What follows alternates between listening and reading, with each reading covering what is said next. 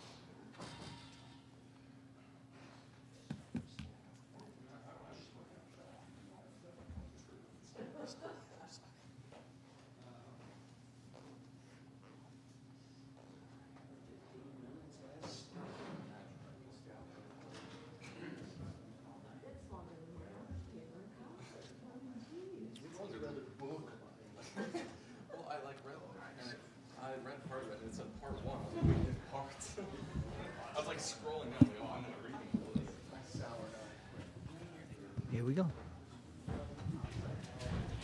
Good morning, Caitlin. Hello. Gabby.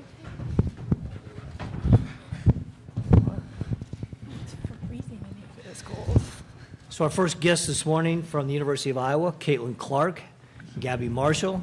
Again, please raise your hand with a question and direct it to either of the student athletes, and we'll go ahead and get started. We'll go to Scott in the back. Hello, Scott Docterman with The Athletic. This question's for Caitlin. Caitlin, who is the one player that maybe had the most influence in the way you play basketball, and why? That's a good question. Honestly, I grew up watching a lot of different players. I always had basketball on, no matter what level it was, and honestly, the two biggest people that I looked up to are two of my cousins. My cousin ended up playing at Creighton for a while. Her name was Audrey Faber. She played at Dowling, and I always idolized her, and she could score the ball well. She could shoot the ball. So I would say the closest person to me was probably her. But other than that, Maya Moore, I loved the way she played basketball. Sabrina, when I was in high school, that was always who I had on. I always watched Oregon. I always watched Sabrina and the way she played the game. But I was just somebody that loved basketball no matter who it was. I always had the TV on, whether it was men's, whether it was women's, whether it was the WNBA, NBA. I always loved watching the game. So I feel like it was a lot of different players, honestly. Howie Casoy, New York Post. Caitlin, kind of going off of that, when you got older, when maybe you're in high school or a freshman, or maybe in Team USA, were there any players you ever stepped on the floor with where you're like, oh, wow, I'm playing with this person, or you kind of had gotten used to watching them and then it became real? Yeah, I feel like it was kind of that way whenever I was playing USA basketball. All those players are really, really talented. And I would say especially when I was in high school still and I was on the U19 team at the time, and Coach Walls was our coach, Coach Close was our coach, and Ryan Howard was on the team, Naz Hillman was on the team, Aaliyah Boston was on the team. It was just I came off the bench. It was just a loaded roster of players. Paige was on the team, Haley Van Lith was on the team. All these players that you look around and are having so much success, whether they're either now in the WNBA. Ryan was obviously Rookie of the Year, same with Aaliyah, and I think it's that. I always loved being surrounded by really great players, and I always knew how great they were when I got to play with them. But also at the same time, I knew I could hold my own. But also it showed me a lot of ways that I could get better. And whenever I had those experiences, they were really special. Jeff. Jeff Linder, Cedar Rapids Gazette. Either of the players, just your perceptions of Holy Cross from watching them last night. Yeah, I think they've got a couple pretty good shooters from the outside, and they're just a good, solid team. We know they're going to give it their all and give us their best shot. So I think it's important for us to guard that three-point line and just play a good, solid defense. And honestly, don't do anything we haven't done all year, and just play Iowa basketball and get better. Dennis. Dennis Dodd, CBS Sports, for both players. Caitlin, how have you managed all this, just the entire thing? And I'd like to have perspective from Gabby, too, because, in a lot of ways you guys are playing in the shadow, I guess, if nothing else. Yeah, I think it's been a journey, and it's honestly gone really fast. And obviously this last year has been really crazy. My life has been really crazy. All of our lives have been crazy, but I don't know, my main goal, my main focus is basketball and school and getting my degree, and that's where I spend all of my time doing that. And it's been nice. I'm close to finishing my degree, so a lot of my stuff is online this semester, and just getting to enjoy these last few months of basketball with my best friends has been really, really fun for myself. And I guess that's what the thing where I find kind of peace in is like, I don't feel like this is a job. I don't feel like I have to go out there and score 40 points a night. Like, I just go out there and have fun. And, you know, at the same time, I know this is a team sport. I have 4 other people on the court with me at the same time, and I can rely on them. And I'm going to need them if we want to reach our goals in March. It can't just be me. And they've been playing amazing basketball too. So, yeah, I don't know. I feel like we still act the same way. We still, I don't know, are the same team. We have the same culture that we've always had since I stepped on the court when I was a freshman. And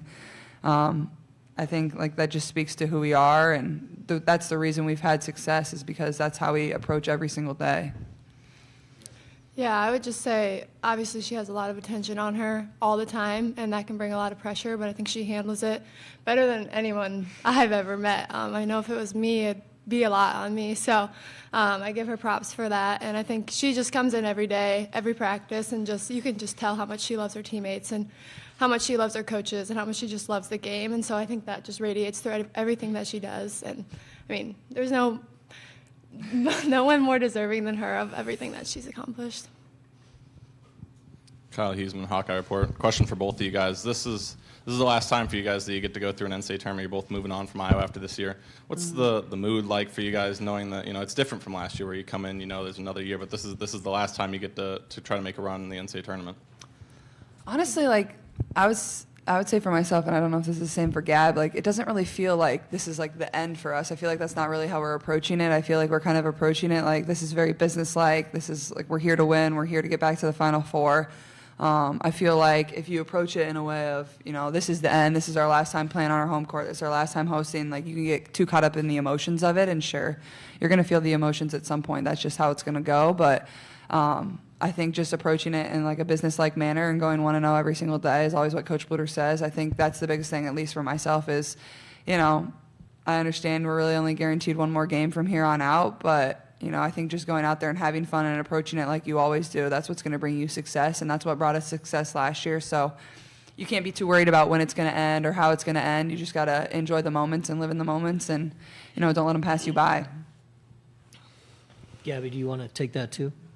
Yeah, I would say, obviously, I agree with everything she said, but at the same time, like, we know this is our last tournament as well, and I think that just brings an extra motivation for the 3 of us, and boy and Molly. But so I think just knowing that this is the last time we'll go through this together as a team, and just make the most of it, give it our all every night we're out there. Go ahead. Steve Silverman, Ivy Hoops Online. So for both of you, you enter this tournament as a #1 seed. Does that create any higher expectations or any additional pressure for you?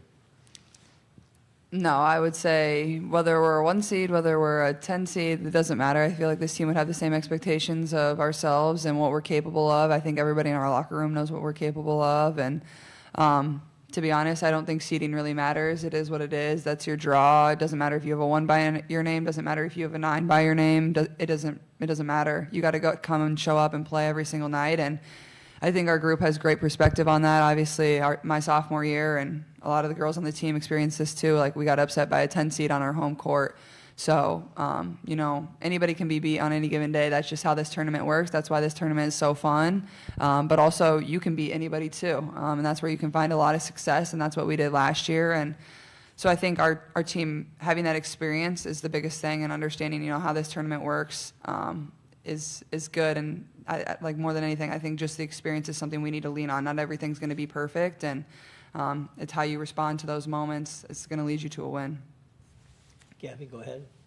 I think she said it perfectly. Further questions? Anyone else? All right. Thank you. Sweet. Our next speaker will be Coach Lisa Bluter.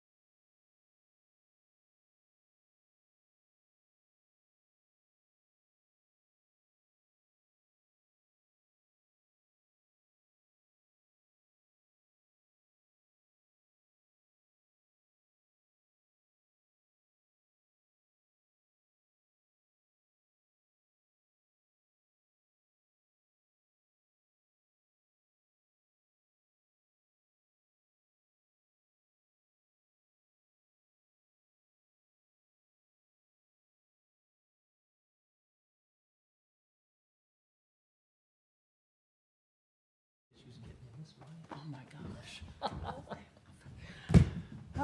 Hi.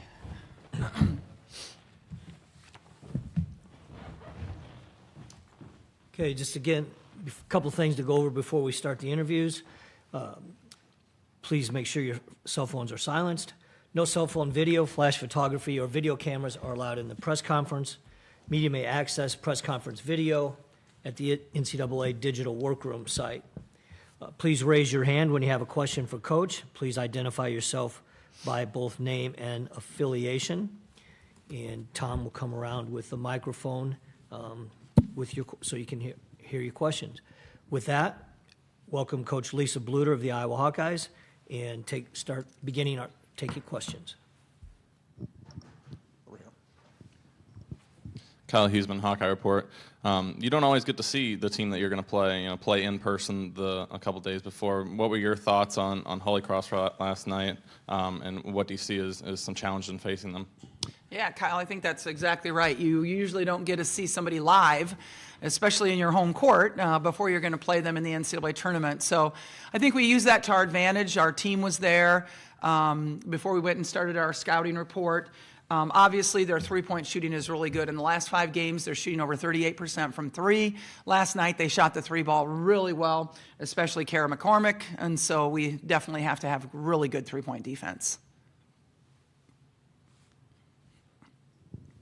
Steve Silverman, Ivy Hoops Online. Coach, you didn't know who you were going to play until last night, so how were you preparing prior to last night, earlier in the week, for example? We prepared for both. We had scouting reports done on both. We had films done on both, and so we were ready for either team, and so that was not really an issue.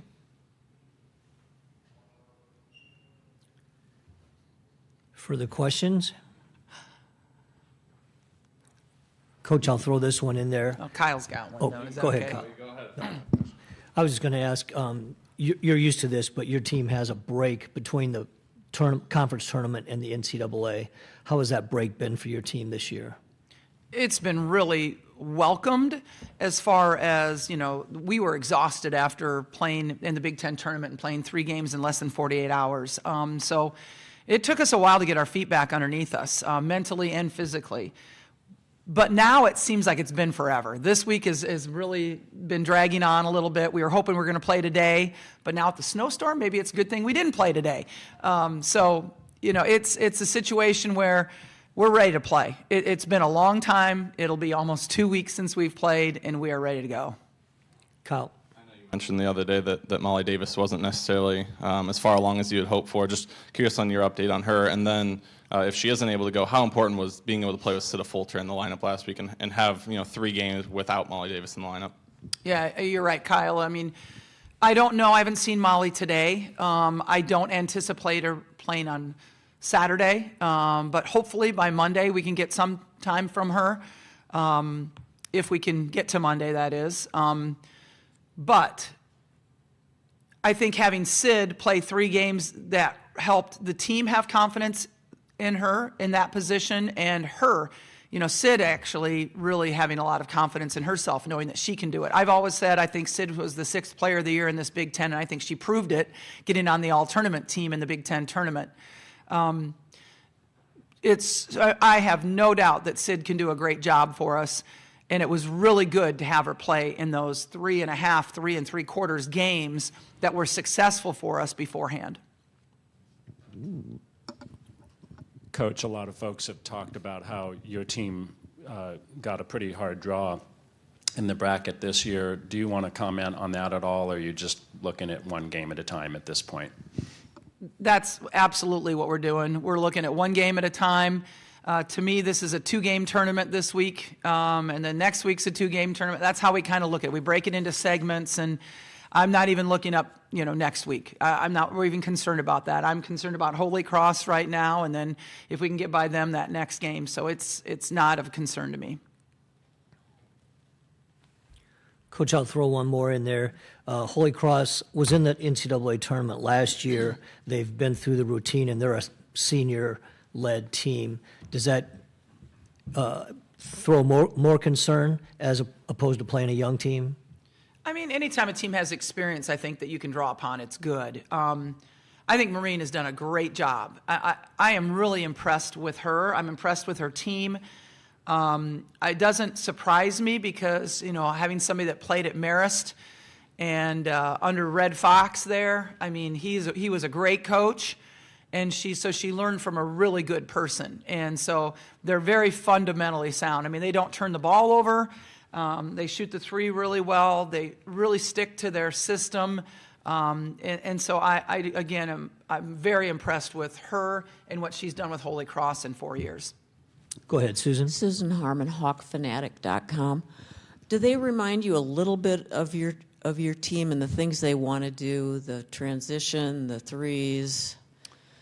I hadn't really thought about that, Susan. I feel like their offensive style is a little bit different than us as far as what they like to do out of their sets and out of their offense. And so I feel like that's a little bit different, but I hope that we're as disciplined as they are, because I think they're a very disciplined team.